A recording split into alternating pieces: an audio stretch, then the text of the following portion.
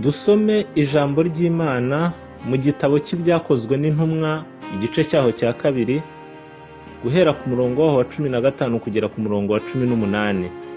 Handitse amagambo agira ati: aba ntibasinze nk'uko mwibwira, kuko ubu ari isaha ya 3 y'umunsi.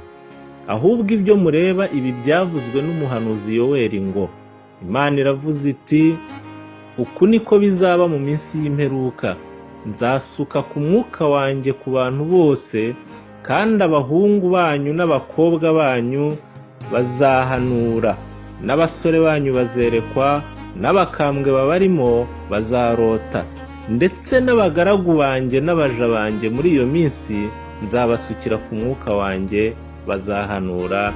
Imana ishimwe cyane. Aya ni amagambo yavuzwe na Petero, intumwa ya Yesu, mu gihe abigishwa bose bari bamaze kuzuzwa umwuka wera bakavuga izindi ndimi nk'uko umwuka yari yabahaye kuzivuga. Aho rero Imana ishimwe, niho Petero yavuze ati: aba ntibasinze, ahubwo ni ibyari byarahanuwe bisohoye. Imana ihabwe icyubahiro. Muri ibyo yavuze byahanuwe n'umuhanuzi Yoweri harimo yuko mu minsi y'imperuka Imana izasuka umwuka wayo ku bantu bayo, bamwe bagahanura, abandi bakarota, abandi bakerekwa. Bega Imana ihabwe icyubahiro cyane. Umwuka wera w'Imana rero arahari. Imana ishimwe, kandi akorera imirimo n'ibitangaza mu bantu b'Imana. Icyubahiro ni icy'Imana. Ndagira ngo muri kano kanya mbitangeho ubuhamya buto. Ndi umusore nsoza amashuri yisumbuye, nagize icyifuzo cy'uko Imana yamurikira ikanyobora mu guhitamo uwo tuzabana, uwo tuzubakana urugo. Nkaba rero nari narakijijwe, naramaze kwakira Yesu Kristo mu buzima bwanjye. Hari ibyo nifuzaga ko byaranga uwo tuzabana, nabwiye Imana muri icyo gihe. Bimwe muri byo byari ibingibi bikurikira: kuba ari umukobwa ukijijwe neza, wakiriye Kristo Yesu mu buzima bwe. Ngera no ku ngingo y'uburanga, ufite uburanga bwiza bunyuze umutima wanjye kugira ngo bizandinde kwifuza abandi mu mibanire yanjye nawe yose. Nuko nisabiye Imana. Ikindi, wabasha kuba mu buzima bwose twabamo, bwaba ubworoheje cyangwa se ubukire, Imana iramutse ubuduhaye, uwo tuzabana mu mahoro. Bitandukanye n'ibyo numvaga ko hari nk'abagore n'abagabo ngo usanga bari mu ngo banarwana kandi barashakanye, ndetse rimwe na rimwe ari n'abakristo bitwa ko ari abakristo. Ku byerekeranye n'amashuri, nari naravuze nti ufite byibura amashuri 6 yisumbuye nk'ayo nari nshoje, n'ibindi ntarambura byose muri kano kanya. Hanyuma iyo nasozaga isengesho rero, nongeragaho nti: Uwiteka Mana, ibyo nibyo nsabye umutima wanjye wifuza, ariko ubushake bwawe buba ari bwo bubaho, umpe ibinkwiriye. Amen. Nuko ngasoza isengesho ryanjye gutyo. Umunsi wa mbere rero ntangira gusengera icyo cyifuzo, navuye iwacu mu rugo, njya mu rugo rw'abakristo twari duturanye. Bantiza icyumba kimwe, bandamburiramo umukeka hasi, ndaramo njyenyine nsenga. Hanyuma bwenda gucya mfatwa n'igitotsi, ndota ndi hejuru mu munara, mfite telefone ariko iri mu rurimi ntumvaga neza, ariko ndagerageza ntangira kuyikoresha. Nkangutse nsobanukirwa mu mutima ko nahawe uburyo bwa communication n'ijuru, uburyo bwo kuvugana n'Imana. Telefone ni ikintu abantu bavuganiraho, nanjye nsobanukirwa yuko hari umurongo wo kuvuganaho n'Imana nahawe. Imana ishimwe. Ngizera uko bintera imbaraga zo gukomeza gusenga. Imana ihabwe icyubahiro. Ikindi gihe nkomeje gusenga, ndota nambuka uruzi njya hakurya yarwo, ariko marayo igihe ntabashije kumenya. Mu gihe nari ngarutse ngo nambuke uruzi nsubiraho naturutse, sanga abantu barimo kubyiganira mu bwato, ku buryo nabonaga bihutira kujyamo ari benshi, bigatuma umusare urya muntu wambutsa abantu mu bwato abambutsa biruhanije ku buryo ubwato nabonaga bwenda kurohama, ariko kubw'amahirwe nkabona bageze hakurya. Nuko umusare aranyitegereza mpagaze hirya nanze kwinjiramo kubera umubyigano, arambwira ngo bareke babyigane, ndaza kukwambutsa wenyine utuje akavuyo kamaze gushira mu bwato. Nuko umubyigano ushize araza arambwira ati njira mu bwato. Ndinjira aranyambutsa, maze kwambuka nterera agasozi kari gahari. Mu guterera ka gasozi rero Imana ishimwe cyane, numva umuntu anturutse inyuma ankomanga mu bitugu. Mpindukiye mbona ni umukobwa uteze agatambaro mu mutwe. Ndongera nirebera imbere ndakomeza ndagenda, ahita mfata mu kiganza yanga kundekura, tuzamukana ako gasozi amfasha. Tugeze hejuru y'agasozi tuhasanga inzu yari irimo ibikoresho bya muzika, gitari, synthesizer, piano n'ibindi. Wa mukobwa arampendahenda rero ngo nimucurangire. Nkaba rero mu buzima bwanjye ubundi ntabwo nzi gucuranga, cyakora hari nzabyiga bizaza. Ndamubwira nti rero ntabyo nzi, ariko kuko binsabye reka ngerageze. Nuko negura kimwe muri ibyo bikoresho ntangira kumucurangira. Burya nsanga ahubwo gucuranga ndabizi. Ndacuranga numva birimo biragenda rwose nk'umuntu usanzwe abizi. Mbona aranezerewe aguwe neza cyane. Ndamubwira nti rero njyewe nkomeje urugendo, nuko musigaho ndigendera. Ngeze kure ngiye kubona mbona ahubwo yantanze imbere. Icyo gihe mama umbyara yarakiriho, nuko mubona hafi aho anshira amarenga, ariko ubwo ndacyari mu nzozi. Ambwira ati uwo ureba uwo nguwo ni umukazana wanjye, ma belle-fille, ni umukazana wanjye. Nuko mba ndakangutse, Imana ishimwe. Nakomeje gusenga ninginga Imana, nsubiramo ya magambo nababwiye na bya bindi nifuza byaba bimuranga. Nuko igihe kiragera, nigaga noneho icyo gihe kuri kaminuza y'u Rwanda hahoze hitwa i Butare.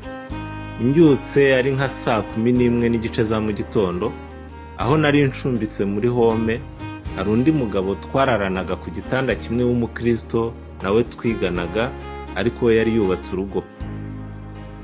Wowe ahita abyuka, njye numva akantu kajya kuba nk'agatotsi karamfasha. Subiza umutwe n'umugongo inyuma buke buke, nirambika ku gitanda. Ako kanya mbona ikimeze nka filime imbere yanjye. Nagiye kubona rero mbona imbere yanjye umuhanda munini, hacitse umuhanda munini. Mbona umukobwa aturutse hakurya y'umuhanda aza awambuka agana hondi. Uko aza nsanga ndamwitegereza ku buryo nabashije kubona uko uruhu rwe rusa, n'imyambaro yambaye uko idoze, ndetse n'intambuko ye, uko agenda mbega cyangwa se ingendo ye. Maze ibyo bintu biguma mu mutwe wanjye kugeza igihe nahuriye nawe. Imana ihabwa icyubahiro cyane. Muri uko kuza rero ansanga, nagiye kumva numva muri gihe habyiganiyemo amagambo, ariko ndwana no kutabumbura akanwa, kuko ibyashakaga gusohoka mu kanwa kanjye ntarinzi ibyo ari byo. Ariko biranga bindusha imbaraga, mera nk'umuntu ushwanyutse, numva umunwa urafungutse, havamo amagambo ari mu rurimi rw'Icyongereza. Ayo magambo navuze rero yavugaga gutya: "This is my pretty one." Ngenekereje mu rurimi rw'Ikinyarwanda ni nko kuvuga ngo uyu niwe mwiza wanjye. Ubwo niko ari mwaza nsanga, ndwana no kweguka ngo mwitegereze mu maso. Ngiye kubona mbona igicu kimanutse hejuru mu kirere, kiramanuka kimupfuka umutwe, kimpisha mu maso he, ariko nsigara nitegereza ahandi. Nuko iyerekwa rirangira rityo, mbona burya nari nkiri mu cyumba, burya mbona nari ndi ku buriri. Nuko nibwo natangiye kubaza wa mugenzi wanjye twararanaga yarasohotse, yaraje avuye muri dushe, yavuye gukaraba. Kamubwira nti ariko se ntago nasakuje? Atasa ahubwo wigeze uvuga. Ndavuga nti Imana ishimwe, ubwo bya bintu byose nari ndimo nta wundi muntu wabyumvise. Nyuma y'igihe rero nambutse uruzi rwa Nyabarongo, za nzozi narose nambuka uruzi Umusara nyambutsa, noneho nambutse ahubwo uruzi rwa Nyabarongo ntaha ubukwe mu ntara y'Amajyepfo. Hari umuntu wari wakoze ubukwe yantumiye mu bukwe bwe. Muri ubwo bukwe rero mpahurira na wa mukobwa nabonye mwiyerekwa. Nkimubona hari ukuntu yigiye hirya atambutse, mbona ya ntambuko, mbona ya ngendo neza neza niyo, mbona ya myambaro yari yambaye mwiyerekwa nayo ni kwidoze, ibara ry'uruhu naryo mbona niryo. Gusa nsigarana ikibazo cy'uko igicu cyamutwikiriye mu maso he simbashe kuhabona.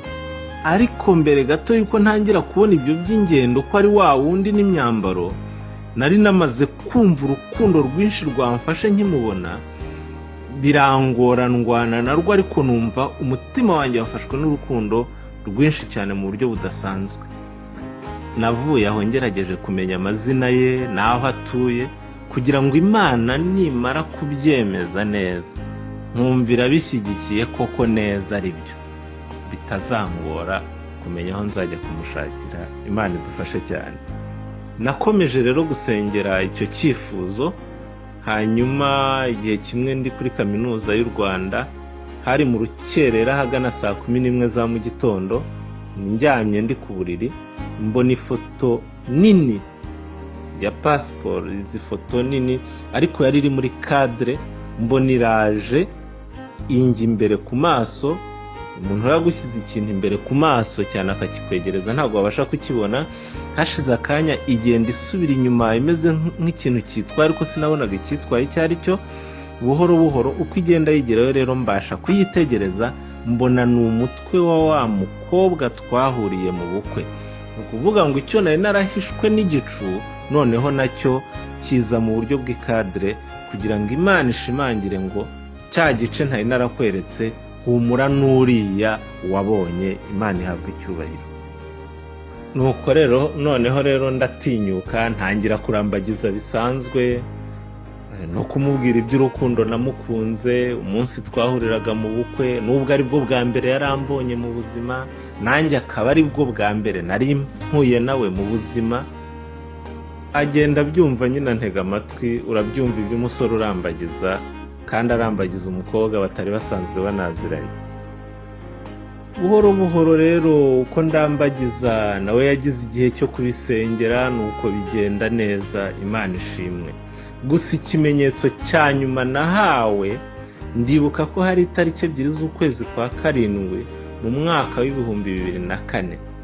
Naryamye ari saa 5 y'ijoro. Nkigera ku buriri ndota mbona mperekejwe n'inshuti n'abavandimwe, tujya gusaba no gukwa. Birarangira tujya mu rusengero dusezerana imbere y'Imana. Nyuma hakurikiraho reception, kwiyakira. Aho niho nahindukiye ngo ndebe umugeni unyicaye iruhande. Ndebye neza muri izo nzozi mbona ni wa wundi rwose wambaye ikanzu y'abageni, nanjye nambaye costume nziza. Izo nzozi zirangiye saa 11 za mu gitondo nibwo zari zirangiye, zatangiye saa 5 z'ijoro. Ndabyuka ndapfukama nshimira Imana, ndavuga ngo ndagushimiye Mana ko iki cyifuzo gisubije, nkaba ntazongera kugisengera. None ubu tumaze kubyarana abana 3. Icyubahiro ni icy'Uwiteka ibihe byose. Imana ishimwe. Uko rero byavuzwe n'umuhanuzi Yoweri, niyo magambo twasomye. Imana yasutse umwuka wayo wera ku bantu bayo. Bamwe barahanura, abandi bakarota, abandi bakerekwa. Yesu aduhana umugisha twese. Amen.